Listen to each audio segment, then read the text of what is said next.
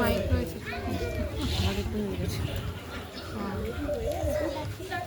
মুখে বিচ্ছিরি হয়ে গেছে।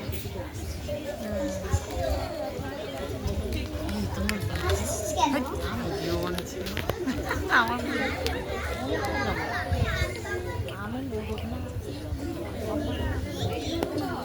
হ্যাঁ, ওকে ওদিকে টেনে নিতে বলো। একটি মাছি একজন মানুষের কাছে উড়ে এসে বসলো। তুমি তো সব জানোয়ারের মুরব্বি, তুমি সব কিছুই করতে পারো, কাজেই আমাকে একটি লেজ করে দাও। কি দরকার তোমার লেজের? আমি কি জন্য লেজ চাইছি?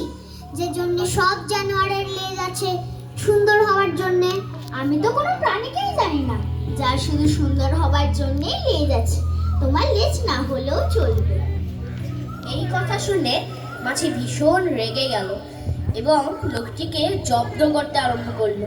প্রথমে সে বসলো তার আচারের বোতলের উপরে, তারপর নাকে সুরসুরি দিল, তারপর এখানে ওখানে ভন ভন করতে লাগলো।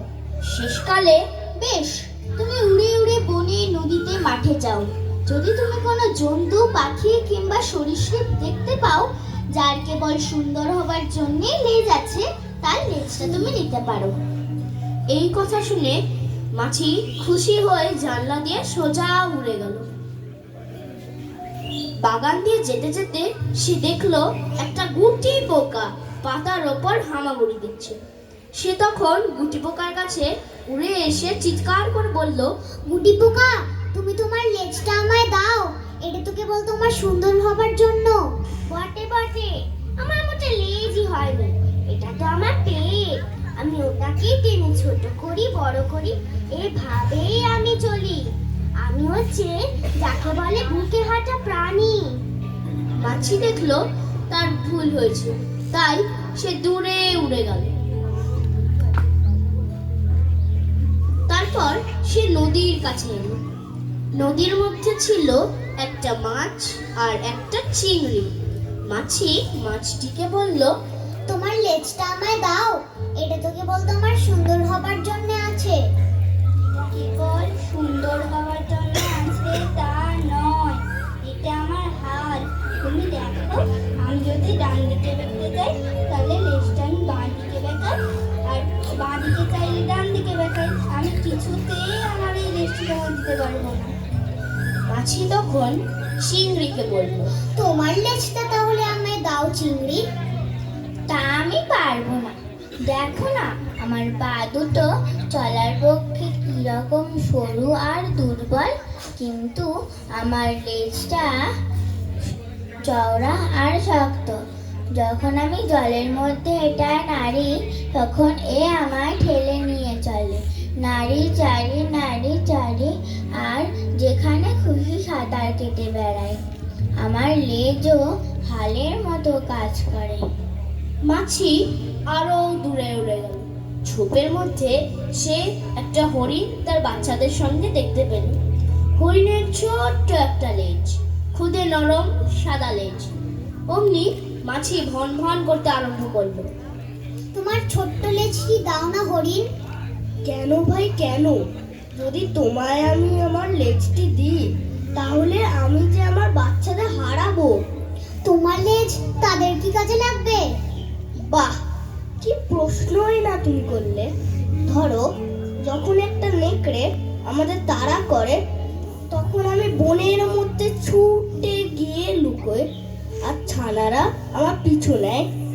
কেবল তারাই আমায় গাছের মধ্যে দেখতে পায়, কেননা আমি আমার ছোট্ট সাদা লেজটি রুমালের মতো নাড়ি, যেন বলি, এই দিকে বাচ্চারা, এই দিকে এসো।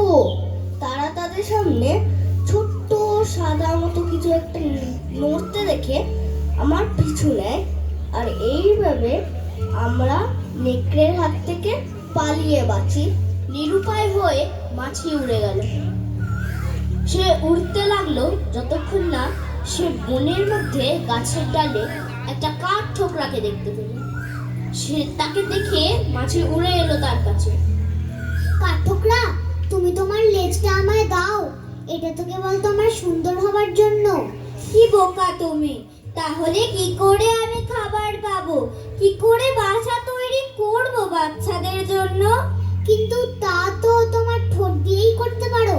ঠোঁট তো কেবলই ঠোঁটই, কিন্তু লেজ ছাড়া আমি কিছুই করতে পারি না। তুমি দেখো আমি কি করে ঠোকরাই। কাঠঠোকরা তার শক্ত লেজ দিয়ে গাছের ছাল আঁকড়িয়ে ধরে গা দুলিয়ে এমন ঠোক্কর দিতে লাগলো যে গাছ থেকে ছালের চোখলা উঠতে লাগলো। মাছি এটা না মেনে পারলো না যে কাঠঠোকরা যখন ঠোকরায় তখন সে তার লেজকে কাজে লাগায়, এটা ছাড়া সে কিছুই করতে পারে না, এটা তার ঠেকনার কাজ করে। মাছি আর কোথাও উড়ে গেল না। মাছি দেখলো সব প্রাণীর লেজই দরকারি, অদরকারি লেজ কোথাও নেই, বনেও না নদীতেও না। সে মনে মনে ভাবলো বাড়ি ফিরে যাওয়া ছাড়া আর কিছুই উপায় নেই। আমি ওই মানুষটাকে সোজা করবই, যতক্ষণ না সে আমায় লেজ করে দেয়। আমি তাকে কষ্ট দেব। মানুষটি জানালা দিয়ে বাগান দেখছিল। মাছি উড়ে এসে তার নাকে বসলো। লোকটি নাক ঝাড়া দিল, কিন্তু ততক্ষণে মাছি তার কপালে বসে পড়েছে। লোকটি কপাল নাড়ল, তারপর মাছি আবার তার নাকে এসে বসলো। আমায় ছেড়ে দাও মাছি, কিছুতেই তোমায় ছাড়বো না।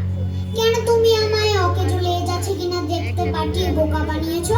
আমি সব প্রাণীকেই জিজ্ঞেস করেছি, তাদের সবার লেজই দরকারি। লোকটি দেখলো মাছি ছাড়বার পাত্র নয়, এমন নাছোড় বান্দা সে। একটু ভেবে সে বলল, মাছি মাছি, দেখো মাঠে গরু চড়ছে, তাকে জিজ্ঞাসা করো তার লেজের কি দরকার। মাছি জানালা দিয়ে উড়ে গরুর পিঠে বসে ভন ভন করে বলতে লাগলো, গরু গরু, তোমার লেজ কিসের জন্যে? তোমার লেজ কিসের জন্যে? গরু একটা কথাও বলল না, একটি কথাও না। তখন হঠাৎ সে নিজের লেজ দিয়ে নিজের পিঠে সপাত করে মারলো, আর মাছি ছিটকে পড়ে গেল। মাটিতে পড়ে মাছির শেষ নিঃশ্বাস বেরিয়ে গেল। পা দুটো উঁচু হয়ে রইল আকাশের দিকে। লোকটি জানালা দিয়ে দেখলো এবং মনে মনে বলল, মানুষকে কষ্ট দিও না, পশু পাখিদেরও কষ্ট দিও না। অন্যকে কষ্ট দিলে সে কষ্ট নিজের কাছেই ফিরে আসে।